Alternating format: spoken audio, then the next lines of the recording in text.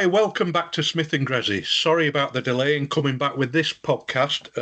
Myself and Sandy have been really busy, which we'll tell you a lot more about later on in this podcast. But first, we wanted to give you a flavour of some of the quite a large postbag about the last podcast, which was looking at entertainment contests. As you can imagine, we've had a mixed response. So we've had a little read through these today, haven't we, Sandy? Yeah, we've had a look already just to see. Yeah, and there is a mixed response, which is great. We're trying to create debate and argument. I don't know, discussion. Yeah. It's one of the big problems in banding, isn't it? There's a lot of pub talk, but not a lot of action, and people that actually haven't been adult enough to talk about stuff and try and move things forward. The first one we got, Sandy, was from Andy Wareham, which, to be honest, the original podcast, we based most of that programme around his questions that he sent in 2024.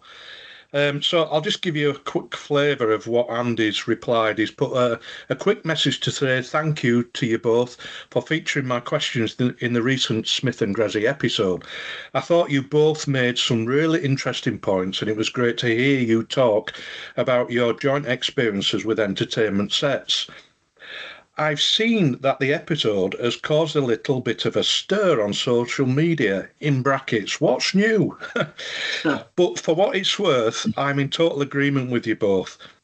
Like you brought up, my view is that the reliance on themes we've seen in modern contests has swapped music with variety and depth with template music that fits into themes, and in turn has made modern brass band concert programmes poorer for that. Thanks for putting your heads above the parapet, so to speak, and looking forward to tuning into future episodes. Well, thank you, Andy. We both appreciate that, and we appreciate your original questions. Yeah, it caused a bit of debate. Absolutely, and he does bring up a good point there. The reliance on themes it's a pretty good summing up, actually. Yeah, we've seen in modern contests has swapped music with variety and depth with template music fits into themes. Now, this is sort of what we were getting at. Yeah, right. It was just, and I think one of the things that we talked about was this. There's a fear factor here. Yeah, that this has become the norm, and people seem really scared, certainly reluctant, to move away from that, under the impression that they might be overlooked, or because it doesn't have a theme, everybody seems to have to want to have a theme. Yeah. And we said it before, didn't we, Sandy? I mean, I don't want to go over too much old ground, but we actually said a theme, at the minute, a theme is going to win because 90% of the bands are doing themes. Yeah, and if you look at it from that point of view, we said this, look at what won the last time. It was a theme. Well, yeah, if they're all playing themes, it's going to be. I just want people to be more adventurous. It's self-perpetuating. It is a bit. And it's copying. Yeah. But it was interesting because we didn't really know what Andy's take on it was. He was asking on our take. Yeah. And it seems that we were sort of on the same track, which was sort of nice to hear. But it doesn't really... it doesn't really look at the people who were disagreeing with what we're saying either. No. No. But one of those was Marcus Hales. Yeah, if you believe that name. You've got a theory on this, haven't you? A very strong theory. Well, I just think it's somebody involved very high in brass bands, because I've looked at his past posting histories, and basically he only replies to certain subjects which are close to that person's heart. So anyway, Marcus Hales is what we'll call him for now. Go on, I'll read out the theme programs and the use of multimedia have taken entertainment contests to a new level. I would agree with that, but I think my new level is a different level than his.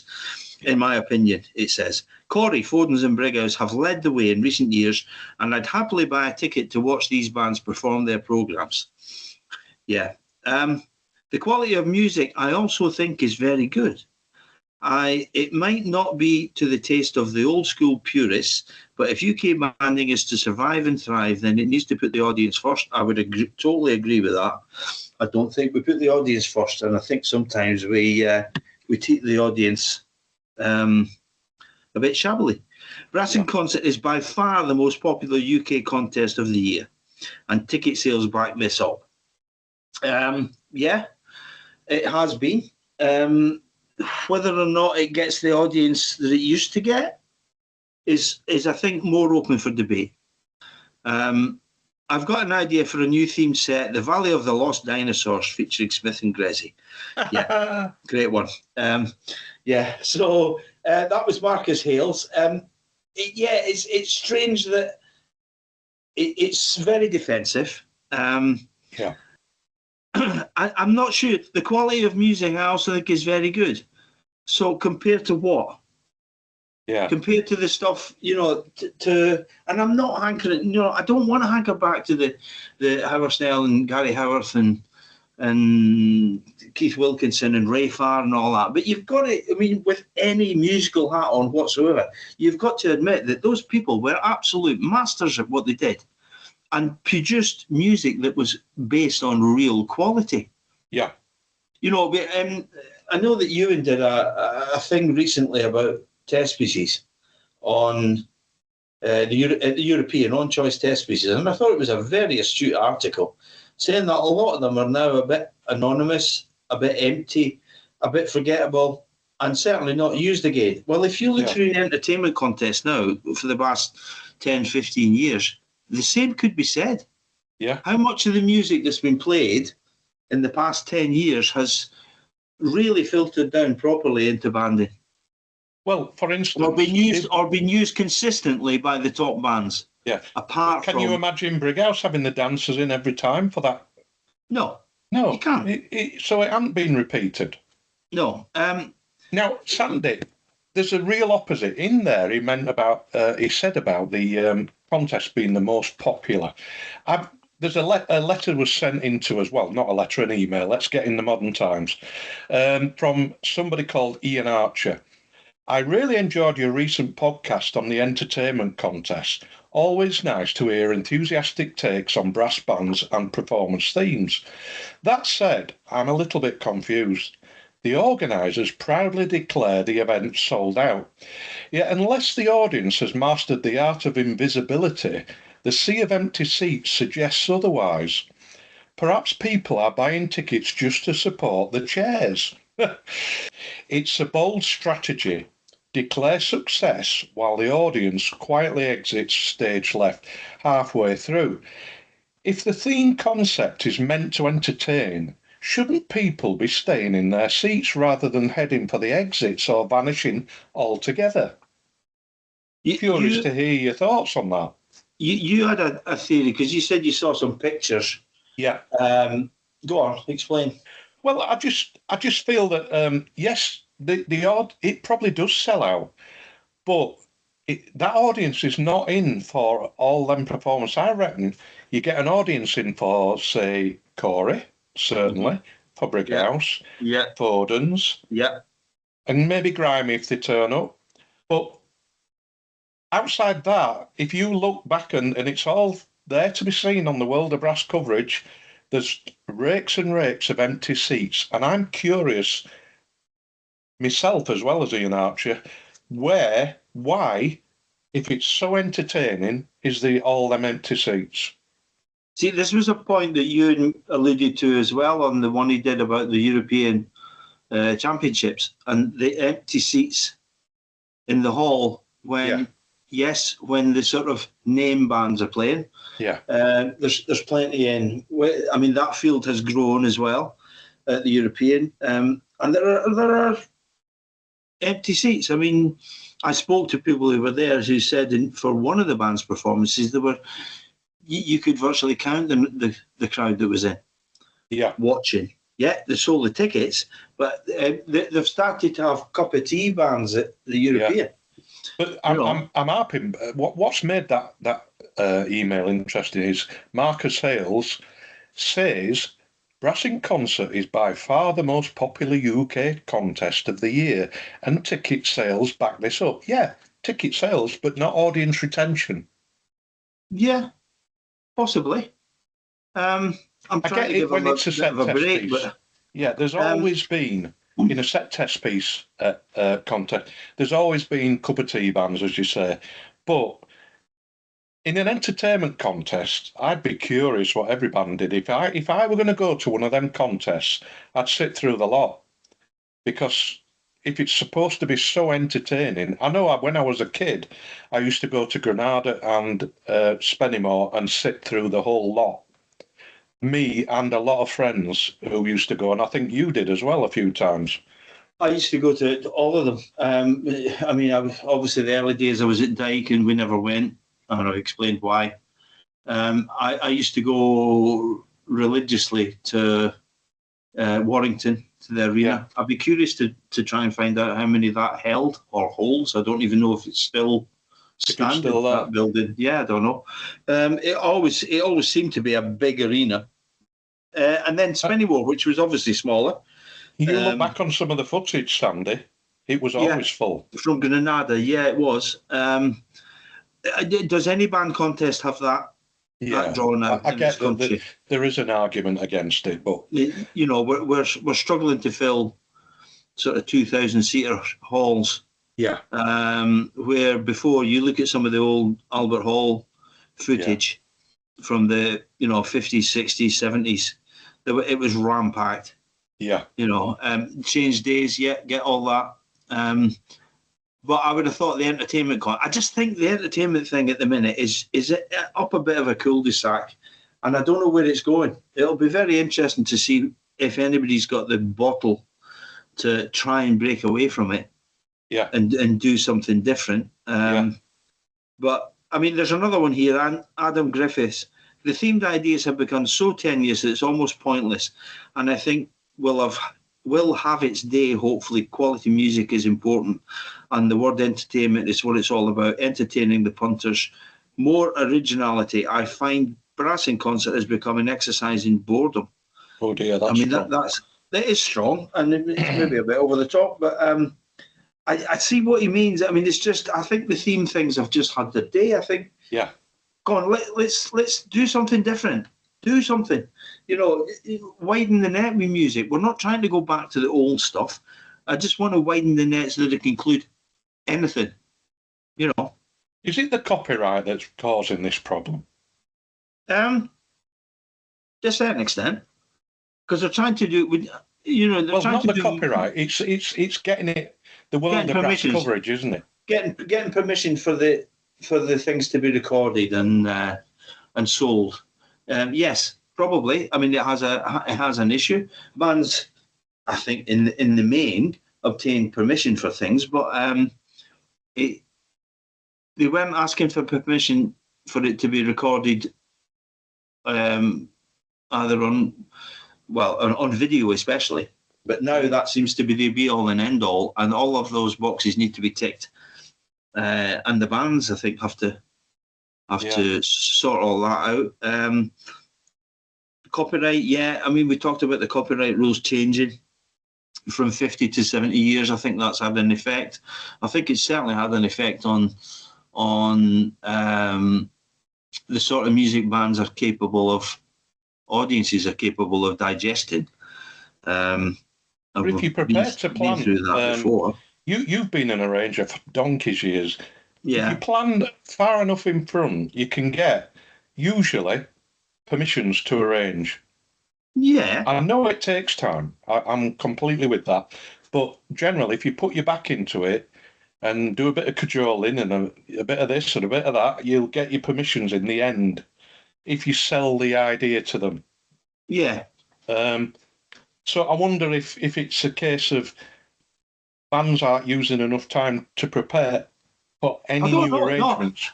I don't think. I don't think that's the case. I think bands are trying hard. I think it's a headache for most bands. You Yeah, speak to people in other bands, and it's a real headache. This because they don't yeah, know what to do next. They're scared of moving away from it. They don't know how to move away from it. Um, they don't want to be accused of just going backwards and playing the sort of stuff or the styles that we used to play. But they don't know what else to do, and they're scared of moving away from this template. You know. I mean, there's one here from John Murdoch. Excellent podcast again. Play good music and play it well. That's how you entertain me. If the music links up somehow as a theme, fair enough, but it should be music foremost. It is, after all, a brass band contest. That sort of sums my feelings up a bit.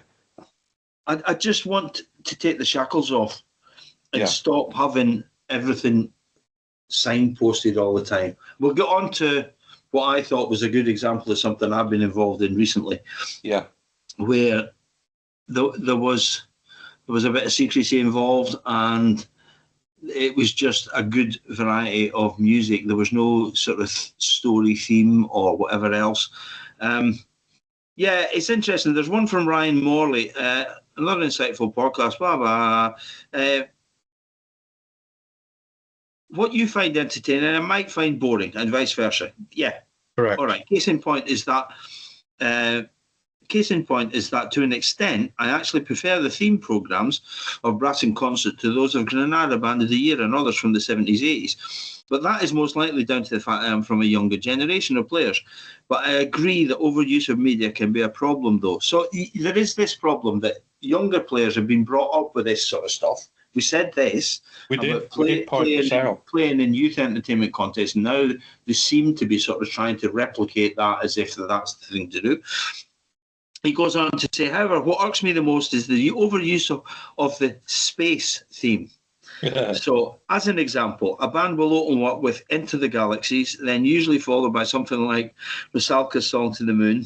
You know where this is going. Lake of Tenderness, before closing with the finale from Music of the Spheres, etc. I found that 9 times out of 10, at least one band will perform this variation of programme in most championship stroke first section contests. It's actually laughable and, in my opinion, downright lazy.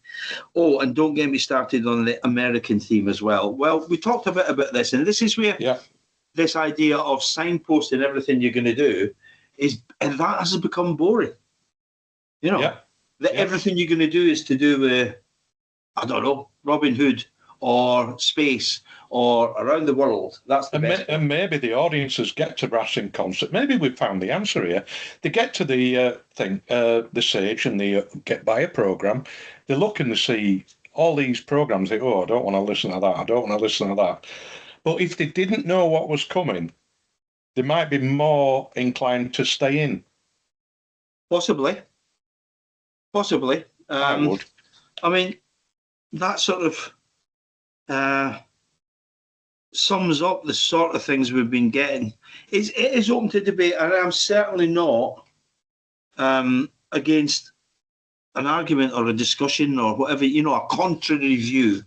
We are probably going to agree on most things, you and I, because we were brought up in certain ways by certain people in banding. Very similar mentors, didn't we? Yeah, we did, and at a very similar time, and I get that. I totally understand that. What I'm just trying to say now is that, as far as I'm concerned, and it's no, I always thought that the stuff that was knocking about was far more interesting than the stuff that's knocking about now. Yeah, the quality of the composers was better. And we were never trying to shoehorn things in. It was just a variety of styles, things changing, surprises. Yeah. Nothing. It wasn't all about space. They didn't, or a tenuous link to, I remember Howard Snell. One of his favourite composers was Albert Catelby. Yeah. So I remember that because I knew we were going to do this podcast today. I thought, I'll go and have a listen to that. It just, a memory came back. He's not wrong. There's some fabulous music in there. Yeah, and it develops well. Yeah, those guys were writing. I mean, Catelby, Eric Coates, all these people, Ronald Binge and all that. I'm not saying, flood your programs with this, but these guys were real composers. Yeah. And by that I mean that was a day job. they were writing light music to the restraints of the time. So we're talking probably about the 50s, 60s, 40s, 50s, 60s, 70s. Yeah. And the restrictions of the times. By that, I mean, a lot of these were recorded on 78s and then 45s. So they had to be 2.5 minutes long or 3 minutes long. So these people became very skilled at writing short, melodically memorable pieces. It's full of interest. Yeah. That had to hit bang. So they're almost like a pop song has to. Yeah. Yeah. Yeah. So there was no padding, there was no superfluous stuff. There was, those were the sort of things that they were writing all the time. Howard did have a sort of penchant for doing those sort of things. He recognised the quality in that sort of thing. Yeah. He did loads of those things. The things he did for the percussion, Clock with the Dresden Figures and all that. Yeah. That was another Catalby piece. I'm not saying play tons and tons of that, but there's other stuff out there. Be a bit more adventurous. It's just that the theme thing is, I think, is boring. Yeah. It just gives the game away totally.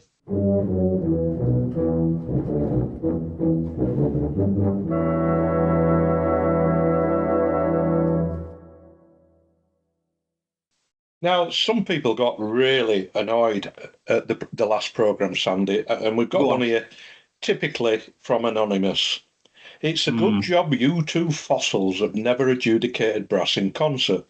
Your outdated views have no place in modern, progressive banding world.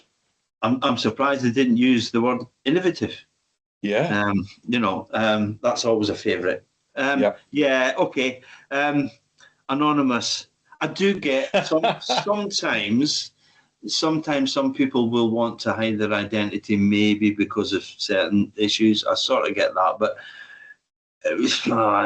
you're going to have to back it up. I'm sorry. Anonymous it doesn't cut it. It doesn't cut it. No. Yeah. Modern progressive banding. Yeah. I don't really know what that means. All I'm after is really good playing. I want every band in the country to get better than they are. Yeah. And I think you do that by playing better quality music.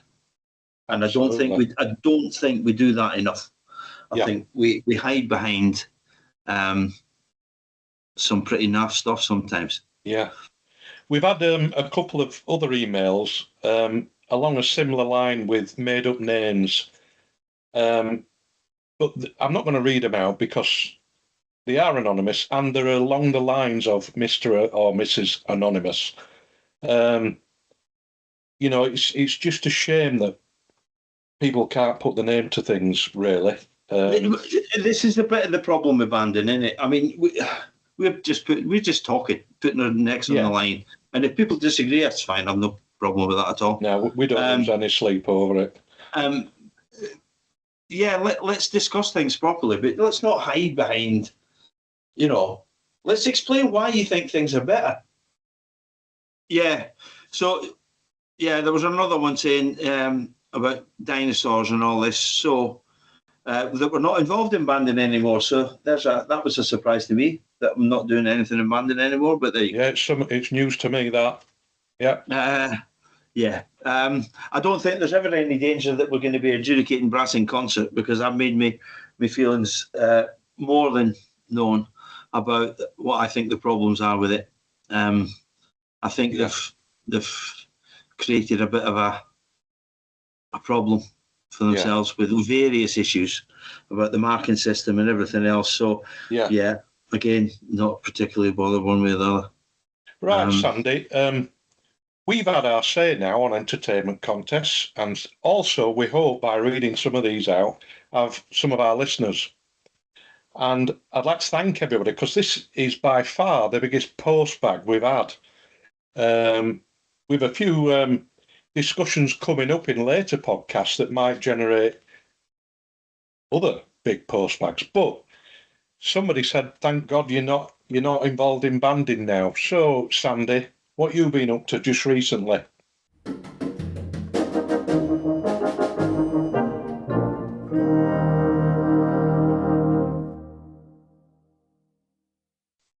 Well, I mean, the main reason that we've not there's been a bit of a gap from the last one we did. I've been busy doing some quite surreal stuff with a guy called Sam Fender. From the Northeast, isn't he? Yeah, singer-songwriter. Yeah. From the Northeast, and getting a real national and international reputation. So how did it all come about then that you got involved with it? Well, excuse me. About 2 years ago, it was 2023, early 2023, I got a phone call from a guy called Marcus Draves, who's a record producer. Yeah. He's worked with the likes of, he's got Grammy Awards and Billboard Awards, Brit Awards, all this for producing. He's worked with Coldplay and Bjork and Kings of Leon and loads of other people. So he's a top notcher. I got a phone call from Marcus saying he was doing an album with Sam Fender, and Sam was writing a song about his experience of dementia with his grandparents from the Northeast. So he's a working class lad from North Shields.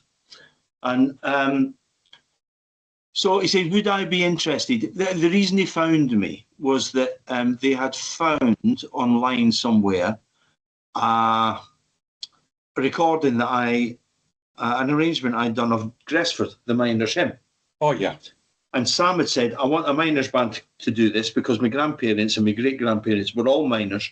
Yeah. Gresford was the Miners' Hymn. And then my name was on that. And then Marcus and Sam sort of looked me up and found stuff about all sorts of the collaboration stuff that I'd done with the Unthanks and Kate Rosby and the Tubular Bells thing and all that stuff. And he gave me a ring. He said, would you be interested in doing it? I said, yeah, absolutely. You know, I didn't know anything about the project other than that. So Marcus sent me some small recordings of just Sam singing, playing the keyboard, with this song, and it was mesmerising. It was beautiful, and they wanted me to orchestrate it. So next thing, I got a phone call back from Sam and Marcus again. We're both on the conference call at the same time. And they sent this recording, and I'd listened to it, and I went back to Sam and said, it's beautiful. And he was really a bit taken aback. Do you really think so? And, and I said, yeah, it's... The words have a real meaning, don't they? They do. I mean, I had goosebumps listening to it. Yeah. Because of the sentiments in the song. Yeah. And Sam says, I wanted to try and get a flavour of Gresford in it, and I wanted a brass band to play. Do you know any bands in the Northeast? And I said, yeah, I do. I'd worked with Easington before. Yeah. And I says, Easington Colliery Band. He says, you're joking. That's where my grandparents were from, Easington. Oh, wow. So he says, well, you ask them. I says, yeah, I'll ask them. And so I got Easington, got through Peter Lawson. We got the band manager at Easington, got the band involved. They were obviously happy to do it. I came up with this arrangement, which has little snippets of Gresford floating through it and on the top of Sam's stuff. And then we did all this, and Marcus and Sam and I all came up with, what we were going to do, and we honed it down, and then we went and recorded it. Yeah.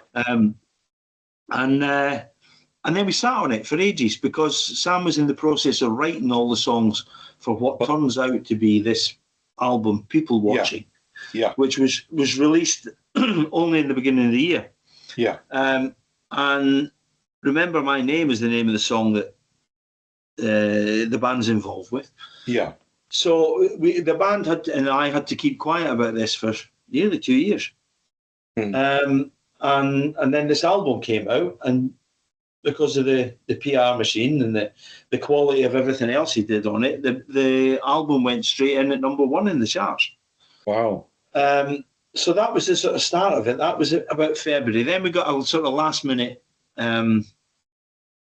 slightly hurried discussion from Sam's management saying, we want to do a video. We want to do a proper official video for the. Can you get up to this club in North Shields in February? I can't remember, early February. And we're on a really tight schedule. And we want to record a video of this song. Yeah. And it was like a story video. You find it online, the official video, and they'd engaged actors, and it was quite emotional. And it was done up like a 70s club. That smoke machines and all that to recreate all the, cigarettes and all this. And they actually had. I saw a girl come in with ashtrays full of cigarette butts that she was putting on all the tables, that were just for props and stuff like this. And then there was, and the story was it was a sort of story of Sam's grandparents meeting. Yeah. In this sort of 60s, 70s club sort of thing. It must be 60s. And they had actors, young actors dressed in all the 70s, 60s clobber, and then they had older actors in the same hall. And then the way they cut it together, and it was pretty quick. We went out one weekend, we did it on a Saturday, and by the next Friday, the official video was out. They worked the socks off. And it's pretty emotional. There are pictures of this, the young couple dancing, then the old couple dancing, and then the story of their lives, and, dementia sets in, and then one of the grandparents is lost. And this song just hit a nerve straight away, because it's a subject that everybody's it's involving everybody now. Isn't it? Yeah. So that was that came out, and then a few months ago, got another phone call from Sam's management saying they were doing this people watching tour, big concerts. We'd we consider coming and playing. Sam wanted us to do it on stage. Yeah. So again, everybody said tried to get it organised. And then the 6th of June, the 5th of June, we went down to London, and they had hired the Olympic Stadium, which is now West Ham United's ground, which was quite surreal because... You're getting a bit regular there, aren't you? That's the thing, Dan Robson, who plays at Easington, and he played with Grimy when we did the Olympic opening ceremony, and I was there, did a bit of the music for that and all that. And that was just like, we were saying, like, we could recognise some of it, but internally the stadium is totally different. It's when we were in it, it was basically a sort of shell. Big, huge rooms for thousands of people getting changed for that Olympic ceremony. Now it's all done up and there's offices and all that sort of jazz. So we went down there to London, met back up with Sam on the Friday at lunchtime. We did the band just recorded. We went on stage. It was empty. Stadium's empty. All the rigging's up and everything else, and we did a sound check, and they recorded it. Sam turned up at lunchtime, and he was really emotional, and he says to me, "This is going to be awesome," And we did a sound check with Sam, and then on the evening of that concert, it was the first encore he had. He did his set, and he came off, and then the band went on, and there was he did 3 songs as a little set, as an encore. And by then, there was 82,500 people in the stadium. Wow. And which was quite surreal. It's a huge stadium, isn't it? Yeah. And the band were in 2 halves of the stage, and I was in the middle with Sam. And to be fair to Sam, it's a huge... To sing that song, the first time ever we'd sung it live, bearing in mind we recorded it separately. And that was the first time that night that that Sam had sung it with the band. It's quite high, if I remember. It's a very emotional song. And the amount of bottle it took, you got to admire them. To stand in front of 82,500 people and sing that when it involves your own family. But it's so personal. But and the audience, well, I remember walking up. The band were in two halves, and the half I was at, we walked up these sort of scaffolding steps sort of thing up onto the stage, and I was at the back. Yeah. And then Sam was next to me, and we were walking on last, and you could see as the band were obviously coming on stage. Yeah. This was a surprise. You see, this is the thing I was on about a surprise. People have been asking, was he going to do it? And we were sworn to secrecy because they wanted the whole thing to be a surprise. Oh, good, yeah. Which is what we've been saying about the subject earlier. Yeah, and to the extent that we had a job sheet through explaining about the timings of everything and what was going to go on and when we were needed and blah, blah, blah. And it said, no, please note for the band, no branded clothing to be worn inside the stadium as the audience are coming in. And I thought, that's a bit bloody pompous. I thought, but I got the wrong end of the stick, you see. I was thinking, no Adidas Nike tops, no Nike or Jack Jones or whatever the hell it happens to be. You're not allowed to wear any branded T-shirts, right? And I thought, that's a bit bloody pompous, you know. Why, have you got a load, Sandy? No, I haven't, no. Primark. And then it dawned on me why. They weren't talking about that at all. They were talking about Easington Colliery Band T-shirts. Ah. They didn't want anyone in the crowd to see 5 or 6 people walking about with Easington Colliery Band T-shirt, polo shirts. Give it away. Yeah, right? Yeah. Because those fans that are, as you would imagine, and this will be the same for every, pop stars and groups and whatever else, fans are communicating on social media all the time. Yeah. So what they didn't want was people going on an hour before the concert saying, I've just seen 7 or 8 Easington Colliery band players walking about in that stadium. They're going to do it. And they were sworn to secrecy. The BBC were on all the time at the band, phoning up, saying, are you doing it? Are you doing it? And Peter Lawson saying, I can't tell you. We don't really know yet. We knew exactly what was going on. But the whole point, and this was how it was so brilliantly managed, I mean, the stage show and everything was fantastic. They wanted to keep the whole thing secret. Yeah. Right? Because that in itself created a buzz, an atmosphere. Yeah, absolutely. Right? It didn't give the game away. Yeah. If it was just announced at the beginning of the concert, by the way, in 2 hours' time, at the back end of the concert, the band are going to come on and we're going to do Remember My Name. Yeah. Nobody knew. And as we were walking up those steps to go on that first night, and you hear 82,500 people go mental. Yeah. It was just totally surreal. That was the moment they realised. That was the moment they realised there's a band here, they're all dressed in what we used to call battle dress, right? Band uniform. Yeah. And so then the penny drops. Yeah. Right? And there are videos. I mean, there are tons and tons of videos. I mean, hundreds and hundreds of them on TikTok and stuff like that. And people just openly weeping and crying in the crowd. And because it's a song that touches everybody. It's very emotional. When I first heard it, I was it got a lump in my throat. That was London. The next week we went up to Newcastle. And was this the week after? Yeah, so we went up about the 12th.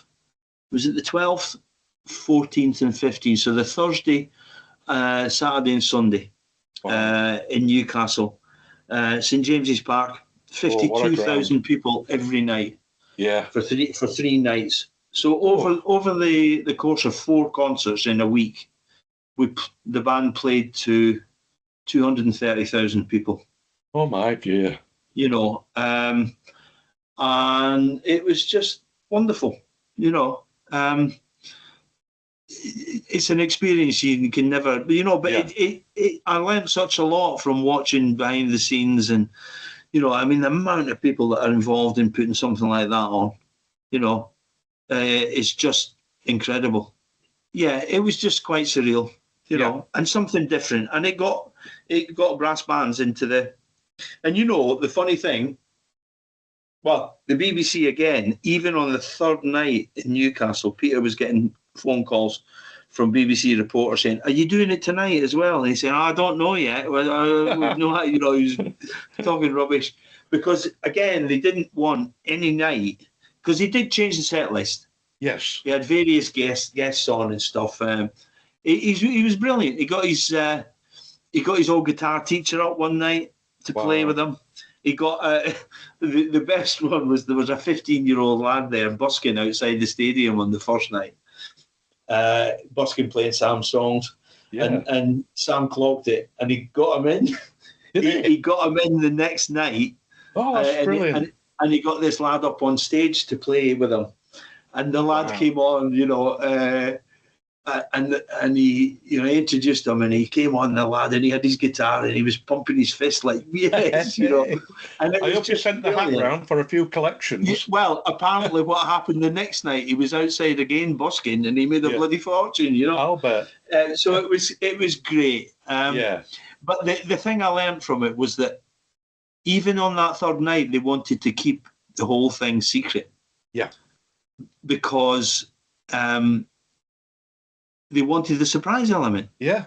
They didn't want it to say, "Oh yeah, at the end of the concert, it's always going to be Easington Band." Right? Yeah. So they still wanted the element of surprise. Yeah. And the comments that came afterwards, that was, it was one of the highlights of the show. That's fantastic. I mean, congratulations to Easington, because it looks like they've represented British banding absolutely.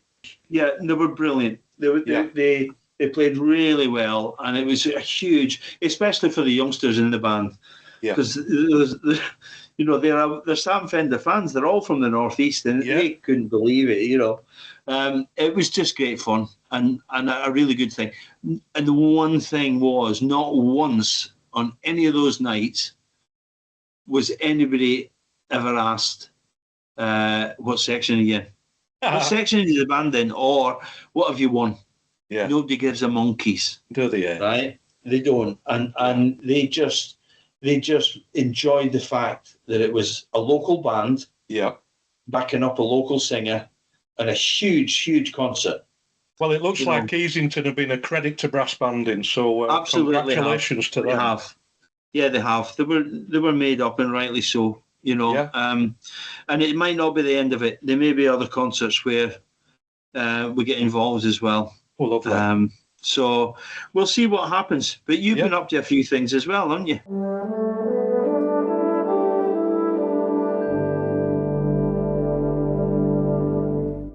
Yeah, I have had a sabbatical out of banding, but I took a band at the area, as you know, helping a friend out who sadly had a stroke, and they did rather well. And so I decided, I remember talking to you about it, that I wanted to do some more. Yeah. It sort of got me going again. And I had a few bands on, but one band in particular really tickled my fancy. And a band called Dronfield. Mm-hmm. And they're in South Yorkshire. They're an absolute lovely, lovely set of people. And very, very responsive. I figured when I went and helped them out that basically they just needed some real good training. Right. And I've wanted to do that at grassroots level for a long time, to put in practice some of the things that I've learned over the years. I didn't want to go into a ready-made band, and say the same things that they've already heard. I wanted to go to a lower section band to try and develop them into good musical habits. It might not work, but I think it might as well. And just get them enjoying the music they're playing. But they've made me so welcome. And on top of that, we had a discussion a few podcasts ago about getting involved and putting your head above the parapet, and instead of moaning about it, get in there with a muck and bullets. Well, I've joined the Yorkshire Committee for the regional. I know. I know you're laughing at me when I did it, but no, I'm not laughing. No, I'm not. I'll tell you what it was. I went to the AGM. It was online. Right. And I went to the AGM and I looked round and I think there was 15 bands represented from the whole of Yorkshire. That's appalling. Not one of the top bands that seemed to do most of the morning, but there were 15, and there were mainly the lower section bands represented. I actually posed a few questions in that AGM, which were very well answered, I've got to say. Robert Turnbull's a credit to that organisation. And so at the end, I thought, do you know what? I'm going to join. And I did. That's great. I mean, it's appalling that there's only 15 bands out of about probably appalled. 50. Yeah. And every credit to the people that are there and doing it. But to be honest, it's people do know now how to make change. Yeah. Right? That's how you do it. Yeah. If you're not prepared to do it, I'm not prepared to listen to the bloody moaning now. Absolutely. Right? I either put up or shut up. Yeah. You know. Yeah. If you're not happy with things that the way they are, and you know, yeah. the adjudicators are crap, or the test pieces are rubbish, or there's no warm up room, or whatever else, get on there and change it. Yeah. Do something about it. Or well, a few of the questions I brought up, Sandy, when I was there on the AGM were relating to some subjects that we've talked about. Yeah. I.e. adjudication, numbers of bands qualifying, all this sort of thing. You know, and the balance of the sections, the pyramid, as we like to call it. I got some good answers back. You know, I never went there thinking I'm going to make change in one visit. No. But I want to help these guys because I've got a certain level of experience that they might need. And I'm sure they will ask.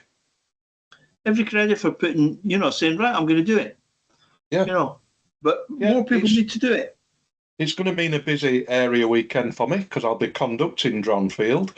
But nevertheless, I'm going to get stuck in and try and help these guys because they really work hard. Yeah, they do. I know they do. It was an eye-opener. So hopefully, I'll enjoy that and stick around for a few years. Right. So you're a dinosaur that's come back from the brink of extinction then? Absolutely. Yeah, there's life in me yet. Yeah. Good for you. Sandy, we've had a really cracking chat tonight. I hope I know it's all been a bit sort of I've been fascinated with the Sam Fender stuff. Been fascinated with that. I know you've told me little bits, but that's the first time you've told me in detail about what happened. And like me, I'm sure the listeners will be interested in how that came about. I mean, the funny thing was, or one of the things, and this is a credit to Easington, they were sitting on this for 2 years, and then they were sitting on the stadium gigs. So we did London. They said, don't post anything. Wow. Right. And we were told, keep it stum until the this Sam Fender organisation were and they did it. They did it. And since they've had the go ahead, the last sort of week, 3 or 4 days. I mean, they were saying, yeah, we've got it all lined up, we're ready to go. And but it was great. I mean, it's silly things like I was sat there was the canteen, the catering and all that, these things is just amazing. Oh, but sat in the canteen at the stadium in Newcastle. Oh no, this was in London. With Dino, Sam's lead guitarist, and we just sat across the table chatting about everything. And he was saying they get nervous, and it's a big, huge. It's the biggest concert they'd ever done. Right. And I'm just chatting with Dino, and there's a couple of the band sat there, and some youngsters in the band. I won't name, but let's just say there are lots of quite young girls in the band.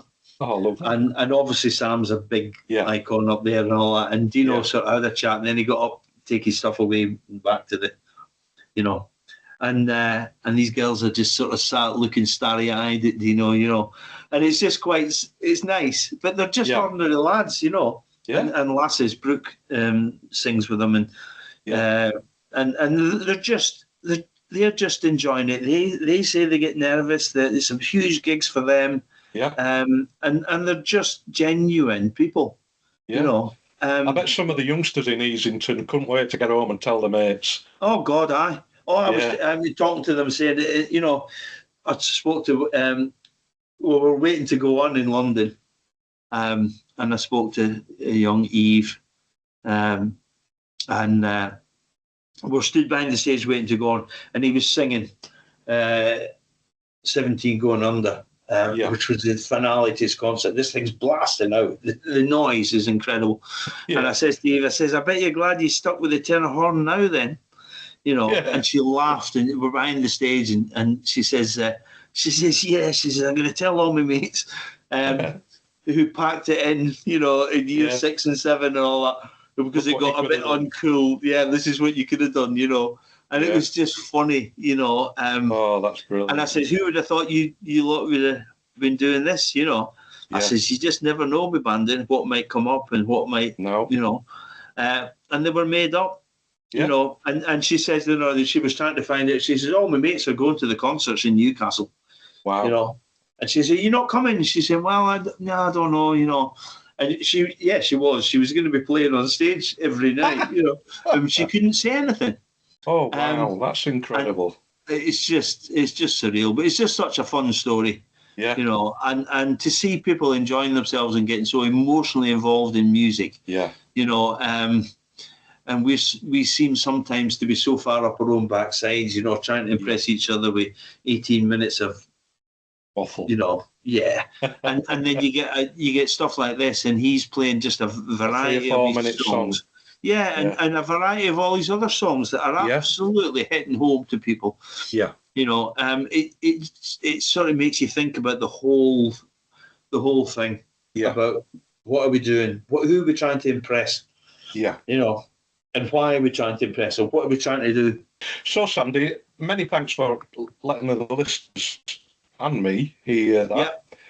We'll be back shortly with another podcast, with another subject. And until then, it's good night from me and good night from Sandy.